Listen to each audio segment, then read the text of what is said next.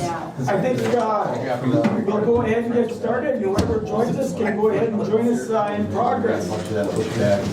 So first of all, I'd like to say, thank you for all of you that decided to come here this evening and share your time with us and share your evening, your time off. I really appreciate it. I know you're sacrificing and it means a lot to me personally. It means a lot, I think, to the work that we're trying to do here. So the first thing I wanted to do is I'll give you a brief overview of kind of what we're going to try to accomplish tonight. So here's the brief agenda. I think we're kind of checking in right now. I want to talk about what we did the last time and kind of the action steps that we've developed. And I've used my little laser pointer, but it doesn't show up on the screen, so you won't be able to see what I'm talking about. So we'll look at the action steps that we developed the last time we were together. I'll talk about a SWOT analysis that we developed a few meetings ago, and now has been compiled that we'll use to help guide our kind of thinking and planning as we do the third step of the evening's agenda, which is to develop yet more action steps for, and remember this is the theme, improve communication across veteran serving programs. Now that isn't programs that just serve veterans, it's all different programs that veterans will access. Food shelves, homeless shelters, just as examples. So that's kind of where we're headed.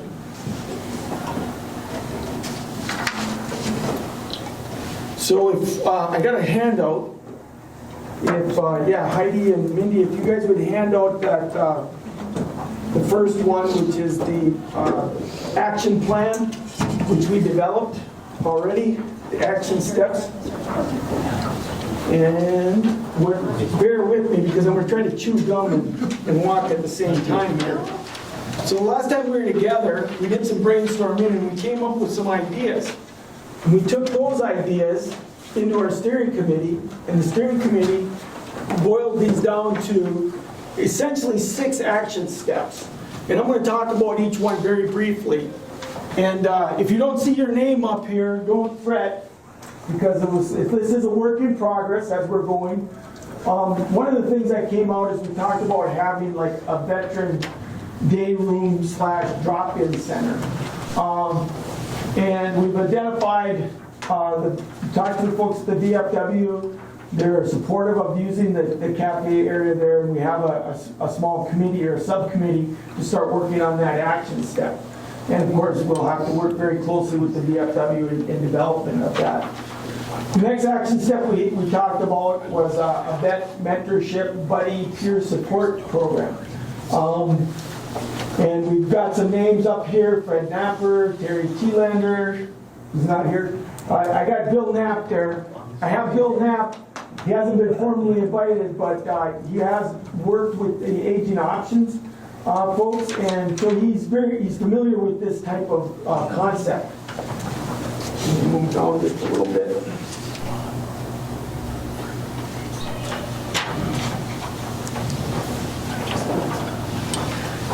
So the other piece, and I lumped this together with a logo deployment. So we basically, if you saw the hats out front, we have the KWI, or the Kuchichin Warrior Initiative logo, which is the saluting silhouette, several examples. And then we also have the Veteran Crisis Line logo and number. The idea is to put that into claims for businesses and homes, for the windows, and then also to put it on coffee cups. And so we're looking at, basically having, probably 1,000 or so of these items. Where am I? Right here, yeah. Mugs and the clings that go on the windows. And Heather Napper and Chris are working on that logo deployment. The next thing we talked about was enhance. We do a program right now. It started out with the local VFW here, Coffee with the Vets. It's every second Wednesday. Now that's kind of taken hold, and it's the North Home communities picked it up. The North Home VFW, the North Home commander, Glenn Schumann's here tonight. Thanks for being here, Glenn. They picked up that thing. They're doing their Coffee with the Vet program. It's every first Wednesday in Northholm, and they rotate between Northholm and Black Duck because they have members in both communities or in that area. And the first Coffee with the Vets with Little Fork VFW is tomorrow. And Little Fork's doing a little bit different. They're going to have theirs from 1 to 3 tomorrow afternoon. So myself and a few of the vets in local VFW and any folks, if you have time, go on out there, have coffee with the vets. Now, there was 2 other action steps we picked up. One was the mental health community integration, we called it, and then the speakers program. Now, based on, so this was, I saw this and I go like, well, these 2 action steps actually fit better with what we're going to do tonight. So we almost got like a leg up. So we got like a little help, a little head start. So you'll see these 2 action steps, and that's why I have highlighted, because basically they're going to drop out of here, in my view, and be picked up on the next set of the next focus area. So, do we have any questions? All right. So I'm gonna duck out of this. And I'll go back to the slideshow.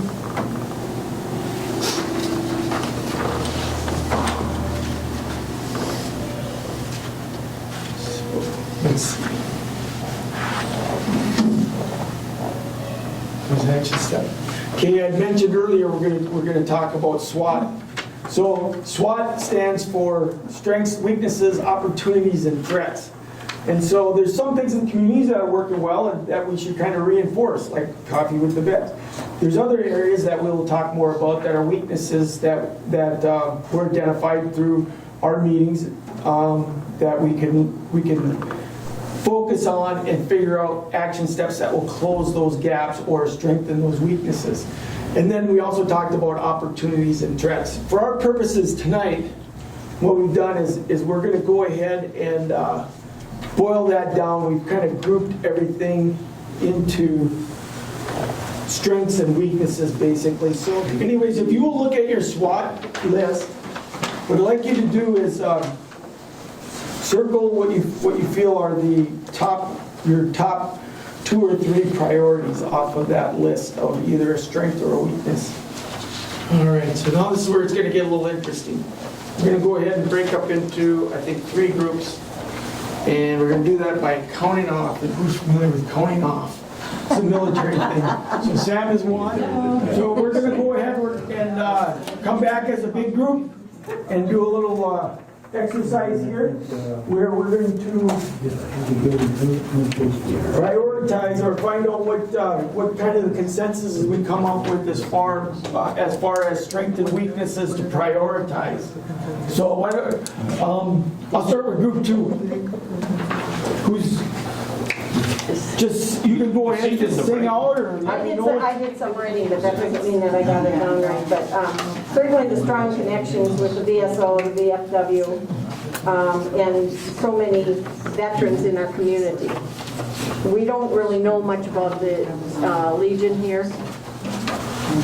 And then I can tell you about the American Legion in the Falls is not operating. Matter of fact, we're in the process of surrendering our charter, so we can join the Little Fork one. There is one in the Little This Fork. gentleman is the president of the Little Fork.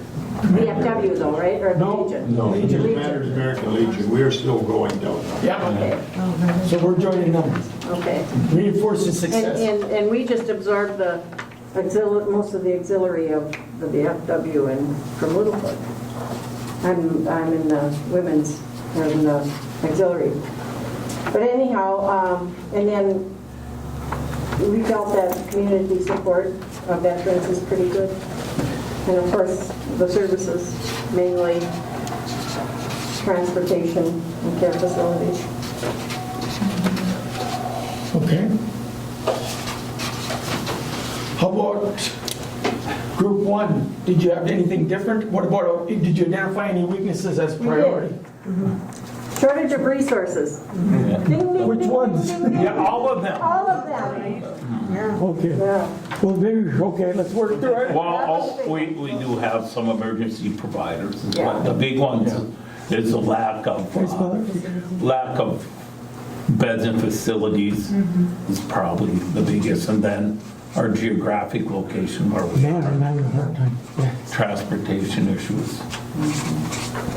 Like kind of an emergency transportation or, And just being so far away, which will also go back to the lack of beds and facilities, because we do have, like, the emergency provider, we can go there, but then eventually they gotta Never send have people enough. somewhere. Right, but then they eventually, good world, gotta send, some people need to go somewhere.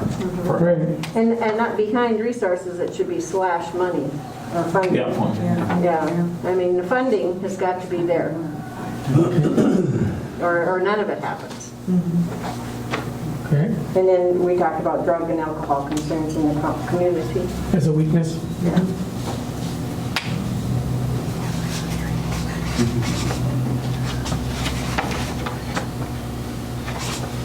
I don't know why it's hard to write one.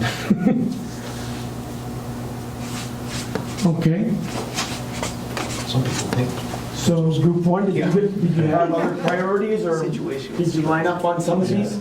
I mean, it was pretty much ditto. Well, the strengths and opportunities, a strong connection with those organizations, I think we have. Community is supportive of vets. Some services are available in the community already that we can take advantage of. A fourth one was opportunity to promote spread of awareness.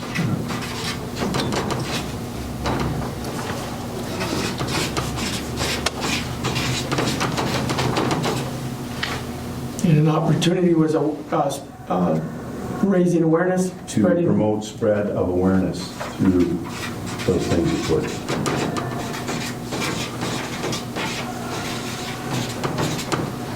Okay.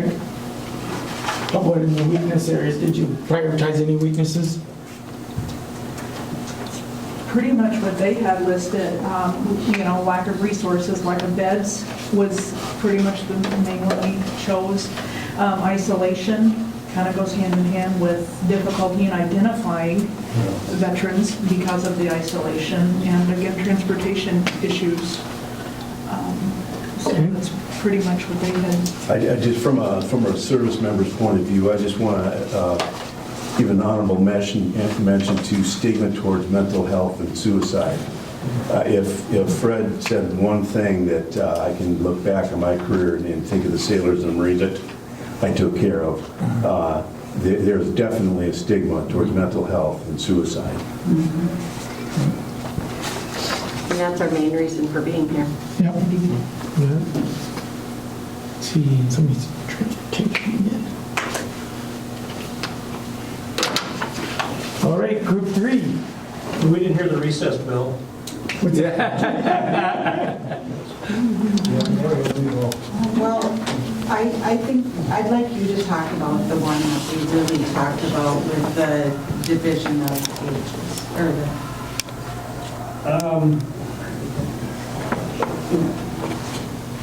I think the biggest thing is communications, lack of communications.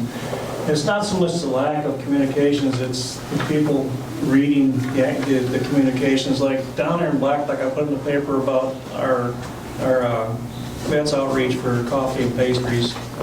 And there's a lot, we've only got a little turnout, so I brought it up to Legion down there in Black Duck. They said they don't read the papers, they didn't know about. So we had a suggestion here of going on social media on Facebook. Black Duck's got a webpage. I can start putting it on there, and hopefully some of the younger ones will read that. But that's another way of reaching out to them through social media on that. I think a lot of them think that the papers are non-existent anymore anyway, so. I kind of went that stigma towards mental health and suicide. We would go along with that for the strength. To add something to that, it's not only the veterans, but active duty are experiencing that too now. There's been a rise in suicide on active duty. Absolutely. Yes, and it's not being taken seriously by the people who should be taking it seriously. They're doing other things instead of it. So,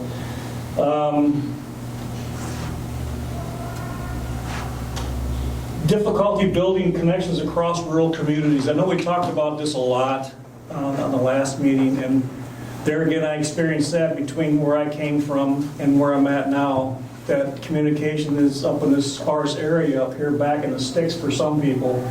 You don't get this information. They don't have internet connection, they don't have TV, they don't get newspapers. They're lucky to get their mail.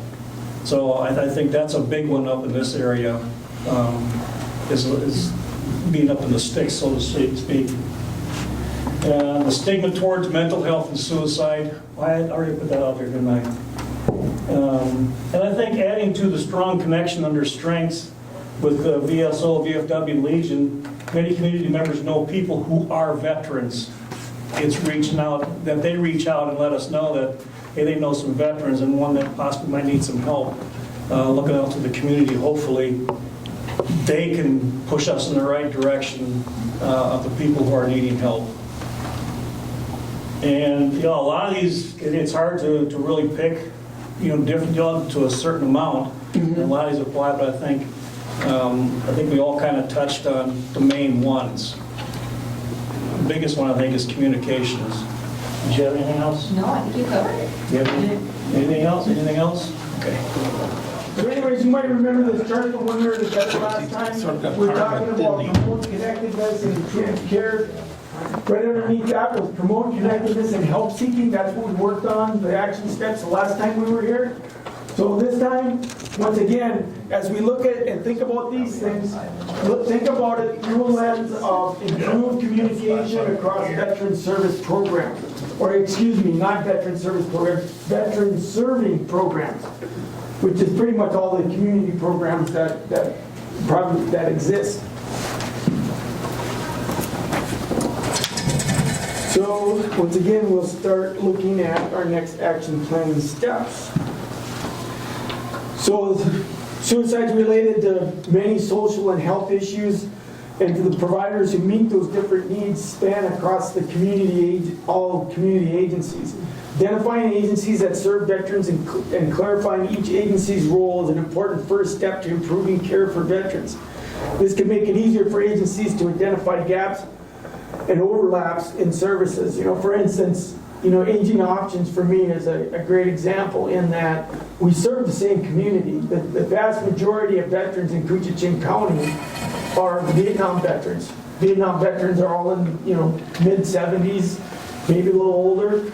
So a lot of those veterans are being served by Aging Options also. So our programs really intersect, especially in areas of transportation, getting folks to medical appointments, stuff like that. So I've learned that I really got to work closely with those folks. They got to know what my policies are, how we run our program. I've got to understand how they run their program in order that we don't have a gap or create a gap where somebody's not getting the service they need. Because, the one agency or the other thinks somebody else is doing it. Some programs could be available to veterans and their families, but veterans are not aware of them. So once again, they would serve veterans, but veterans don't know to go to ask about it. So as we think about this, did our SWOT results identify strengths and challenges in service options for veterans? So I think one of them that came up, and we talked about drug and alcohol concerns. There's so many drug and alcohol beds, treatment availability. I see that one. I also see we talked about transportation. So I think those are the kind of opportunities or challenges that we need to be thinking about as we go forward. So my next slide. So what is the need? Some common root causes of suicide, once again, among veterans: timely access to care, coordination of care, provider communication. One of the first things I heard when I came into this job was about veterans that were giving up on the system. It's the VA it can be a marathon. It's not, very rarely is it a sprint. We really don't provide an emergency service in that when somebody comes in, we go like, okay, here it is, boom, boom, you're going to see the doc tomorrow. I'd say 99.9% of the time it does not work that way. So in the meantime, while we're working on getting someone service connected and going through the bureaucracy of the appointments and everything else that has to happen, that person still needs to receive medical care or services to bridge the gap, if you will. So once again, do our programs know about each other? I think it's about, does the right hand know what the left hand is doing, And who knows? I mean, I'm sure there's a lot of stuff going on in the community that I could point a veteran to that I just don't know about. So that's one of the reasons why we're here. And so there's a question here. So just kind of rhetorical. What did we learn from the SWAT about coordination of services? So think about that as we move on to the next part. So we want to help our provider community work together to refer veterans to the right services and coordinate their care across the system. So once again, we're about building and strengthening these organizational relationships so we can improve the service, inform providers about what's going on, and include community partners in suicide prevention. So once again, we have a third handout that you're going to get, and that's this one right here. And you've seen this before, so this basically is like the roadmap of how we look at developing the action steps that we're going to be doing. So the strategy, improve communications across veteran serving programs. Who are we talking about? Veterans and their families. What are we talking about? We're talking about building relationships across these programs, educating the community providers about what's available. How are we going to do that? We have to invite veteran serving programs to participate in our suicide prevention process. We have to ask local organizations to present information about their services to the CWD team and develop and distribute community veteran resource guidelines. Are we short? Yeah. So, and then once again, the whole idea now is we're looking at strategies or action steps to increase coordination across all these community programs. So once again, just hold on to that, and I'm going to go through a couple more slides to help frame this up.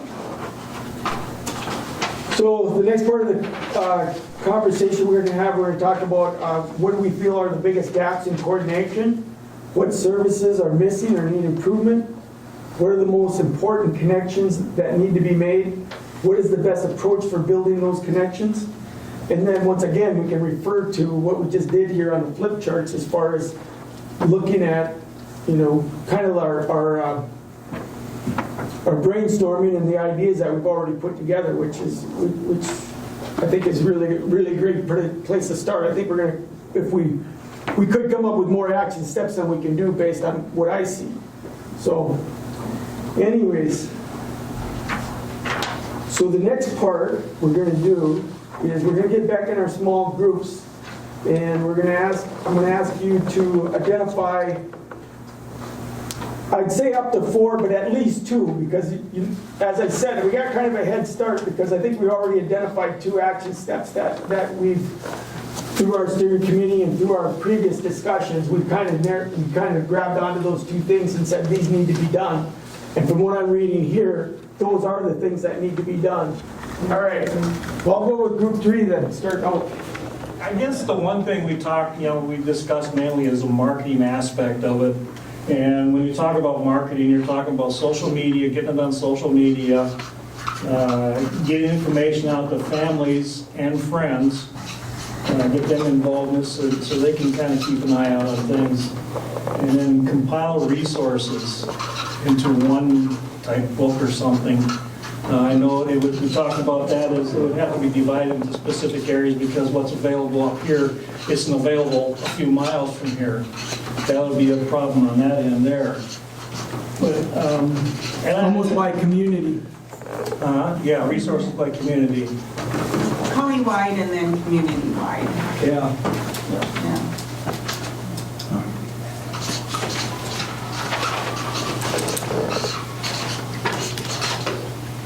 And getting families and friends get the information out to families, and, oh, you got that on there, okay. No, I think that's a great comment, because a lot of times when a vet comes into my office, they'll say, yeah, I put this off for a long time, but, my friend kept after me about it, so I finally gave in, or my wife kept telling me I needed to call you, or whatever. So that's where the pressure usually comes from, is, somebody telling the person, Right. hey, you need to take care of this, or you need to get in to see somebody, or whatever. And just to kind of, a side note on this, I don't think this only involves veterans, it involves the whole community. Oh, absolutely. Because we're seeing a rise on this stuff on the whole community. But, I know we're here for vets and stuff, but I think we need to take care of the whole community at the same time. I absolutely So they agree. know about this stuff. I had that same discussion in the hallway just a little while ago with a gentleman, and he asked me what we were doing, and I told him it was about this vet suicide prevention program. He said, well, shouldn't we be doing something for everybody? And I said, absolutely. With the, it's always been my idea that just by raising awareness in suicide in general, it's going to help the whole community. I think this is, to me, this is just really a vehicle to push this awareness forward. Exactly. Once you get the vet side of it going on and everything, people understand about it and how to react to it, how to take care of it, how to get the information out, then you can feed that information. You can also, I shouldn't say them, but you can also feed that information down to the community. Hey, this is what the vets are doing. We can look at similar things to do. This just popped into my head, but May is Mental Health Awareness Yes. Month. And there's the Mental Health Advisory Committee does a public picnic for everybody the end of May. What is the date this year? Well, it's TBD whether we're having it or not. We were kind of waiting on COVID stuff. But there are other things that are happening along with it. Right. And I want to say we need to give those citizens to decide if we're going to have that picnic. But it is open to everybody. Is that up here in the falls? Yes. It is, yeah. Yeah, and that's the group that Carissa joined, Mark, so. Yeah. So maybe if there is a formal get-together at Smoky Bear Park, we could do something with veterans. Would they have like booths or something like that, or you could have a table, or? You could have a table. Yes. I think we've had maybe like one group that maybe had a table. But it's pretty informal. It's Yeah. just, kind of all are welcome, Everybody's Yeah. With presents. Yeah. So I see no reason why there couldn't be a table out there with information about, veteran services and, We'd be out there with our hats on. yeah. Right. Yeah. And Are we if sure? there isn't a formal get-together, then we could do something as far as, in our, We're doing the green hearts. yeah. So storefronts and schools all have green hearts and. And we can help with some, maybe some advertising, I think some. Carissa volunteered that already, so I think she's gonna maybe do one of the radio spots to talk about it, so. Right on. Yeah. Yeah. So there'll be at least informational campaigns going on. Northland does a lot of stuff through social media that way, just to get, any and all information out about a variety of things. So different services, different diagnoses, even just sort of lighthearted little, cartoons that, hopefully people can smile. So it's a variety of different things that we try to cover. And probably all the mental health providers in this community, in the Falls area anyways, is that like a countywide thing then, or? As far as mental health providers in the community, they all pretty much are in the town here. We've extended a little bit over to Baudette with not only mental health services, but also starting to get them involved. And then Little Fork School's gonna join in this year, and the Falls School, and in this, I think. So trying to, last year I think was the first year I think that we did the Green Heart thing. So we're trying to sort of slowly branch out. Some of you might remember in windows downtown there were Green Hearts and decorations and stuff during the whole month. Very good. Anything else? So here we ended up with three things that I see. So mount some sort of marketing, social media campaign targeting not only veterans but family and friends. Second one, develop a resource guide of some type at the county level that drills down to community level also. And then, I guess participation in the Mental Health Awareness Month activities, making sure that we have a presence and that we support it. All right. How about group 2? Go ahead. Well, we talked mainly about, one of the things we identified was the fact that we need advocates and navigators for mental illness, dependency, and so they know how to, for the veterans, how to navigate the system. Kind of a social worker situation. Yes, and to teach, to help them through figuring out how to use the VA, first of all, how to use community care, which is a whole other ball of wax. That's my whole job. Huh? This is my whole job.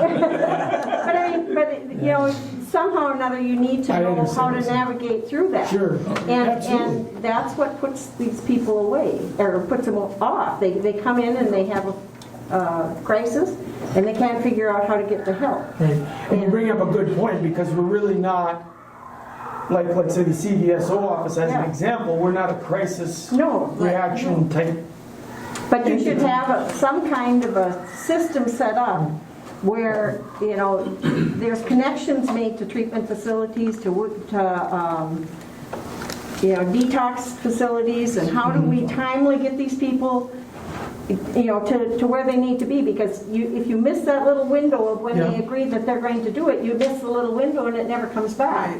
Oftentimes they go back to using and they die of an overdose, or they commit suicide because they're so troubled. So, strengthening those connections with the places that do the treatment and the withdrawal, but also advocating to get some kind of a treatment withdrawal system up here that's placed up here, so we can take care of the people in our own community. Since Pineview closed, they don't do any withdrawal, and they do some treatment, but it's not really organized. There's no medical detox. There's no medical detox, and that's a really big thing. Yeah. And they have to go through that, or they're lost. So somehow or another, advocating and navigating that at the beginning, and who to call, or how to go those steps, and then also how to navigate the insurance, because the insurance is a big deal. Yeah.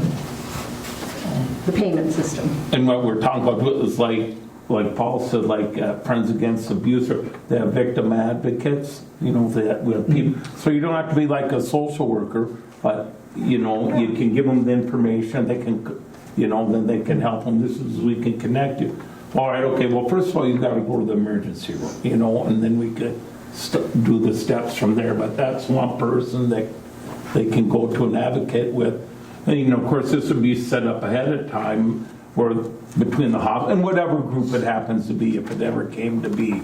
So this is what we got happening. Okay. All right. And basically, with funding for facility up here, maybe for beds up here. In regards to treatment, mental health. Treatment for mental health, yeah. And to cross that with people like we're doing here who are involved with veterans or service, with our legislators and government or other Lobbying. Other philanthropic organizations like Bremer and stuff like that. Okay. Once again, And not with the necessarily. overall lens of communication between service. Yeah. In the facility, not necessarily just for vets, but anybody. Well, that, yeah. We need it for everybody.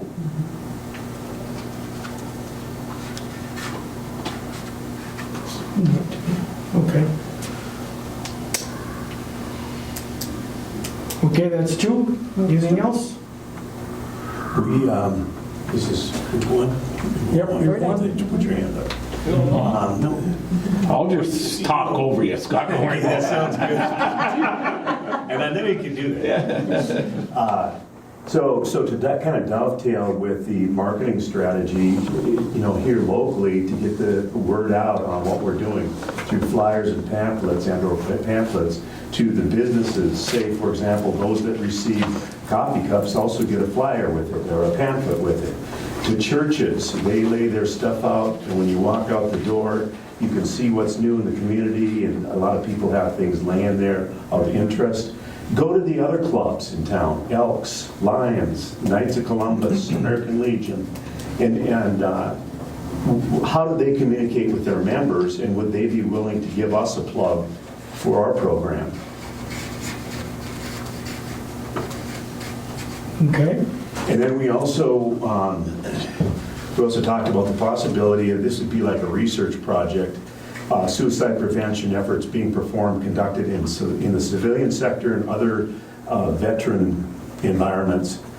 And where did they get their money? And how do you apply for that? And what's worked and what hasn't worked? Steal their ideas and efforts shamelessly. One word more stealing our ideas. we're on the cutting edge. But No, I hear what you're so saying, Will, absolutely. Mark, what you've done is you've got startup funding, and then so our question is, how do you continue this, and how do you make it grow? And to find out through just going through an internet search, for example, finding out names, numbers, calling people, talking to them. What did you do with this? What did you do with that? What was successful? What wasn't? I think a lot of that comes from grants. Yeah. And the main thing, the problem with grants a lot of times is politics gets involved with it too. You gotta watch out for that. But I think a lot of it comes from private grants, some are through federal grants. But like I say, you gotta watch the politics on that too. Sure. Well, my experience with grants is grantors tend to reinforce success. So if you're doing something that's working, you can usually find the money to keep it going. So before we give the closing remarks. Hey, Mark, I'd like to hit on a couple of things. Sure, go ahead. I'm not going to name the individual. You know who I'm talking about, the individual that came to you for some help. Yeah. And I think we saved his life. Because when I first met him, he was really down and out. I mean, one of his situation was his wife is sick. She's got some kind of pancreatitis or something like that. They both had COVID at the same time, and he had a hernia. He just had an operation for it. He had a vehicle that broke down on him, and it was costing about $2,500 to get fixed, and he was getting behind in house payments. Mark stepped up and helped him on this. He come to the VFW, and we helped him out on it. I talked to people fixing his vehicle. They worked with him on it. So I think we literally saved that man's life. And I think you take the credit for that, Mark, because I don't know if he reached out to you or you reached out to him, or how you found out about it, but he was very thankful and very appreciative of it as to what was going on and what was happening, how he was getting the support and stuff. And the other thing is, I see you got this day room drop-in center here at International Falls, but Bemidji is also getting one of them. Scotty Allison, the Veteran Service Officer from Beltrami County, he talked about it at our last Vets Outreach in Black Duck. He said it has been approved, and it sounds like it's going to go by the vet's home in that area somewhere. So I think this could be something catching on, especially in the small community areas. Yep. And I think it'll be helpful where vets can drop in and just visit. They can, sit back and relax. There should be, obviously, there's going to be all kinds of vet information there too. So Right. I think this is something that's going to catch on for the smaller communities also, and will help tremendously. Oh, very done. Well, thank you. I would like to dovetail off that. I just thought as once he brought this up, but you remember last year, maybe around this time, a little earlier, but and this is a perfect example of people doing two different professions, but we know about each other and what they do. and we both knew what happened that we both knew this guy, because we went to school with him, and I kept seeing when I go to work, reading the dispatch logs, and finally I said, hey, Mark, and I knew this guy's a veteran, and I said, hey, Mark, do you, and he'd already know what, yeah, so he started looking into it and stuff, and I do believe we got him help and stuff, not that I did this, or I did that, the point was that there really is the point of what we just did here for the hour, the cross exchange of information and different jobs, that you're all kind of connected. Yeah, I think it does, it creates that safety net. Like, I guess I think of the concept too of no wrong door. So wherever that person ends up, they get channeled to the right place. They get what they need. So, all right. So if you go ahead and finish out your evaluation form, I greatly appreciate it. I lost my connection, so I'm not going to worry about it. But so the next community level meeting I'm looking to have, I'm looking tentatively at Tuesday, May 31st. That will give us a couple steering committee meetings to do some more work, to flesh out the action steps and talk about what you guys, the input that we've received tonight. As far as using this facility, is everybody comfortable with coming here again? Because I can certainly line this up again. And the next time we meet, I'll be briefing you folks back about the progress we've made with these action steps, where we're at, and if we need, and we'll probably be asking for some additional input to keep the project moving forward. So Tuesday, May 31st, at what time, Mark? 6 p.m. And I just, Tuesday, 6 p.m. just seems to be a date and time that works for us. I mean, it's not on another service organization night as far as like VFW, America's Legion, whatever. However, if somebody has a more convenient time or thinks there's a time or a day that would work better for other folks, please let me know. I'm flexible. But other than that, thank you very much for coming tonight, and I appreciate your input and your time. And till we see each other again, all the best. Godspeed. Godspeed.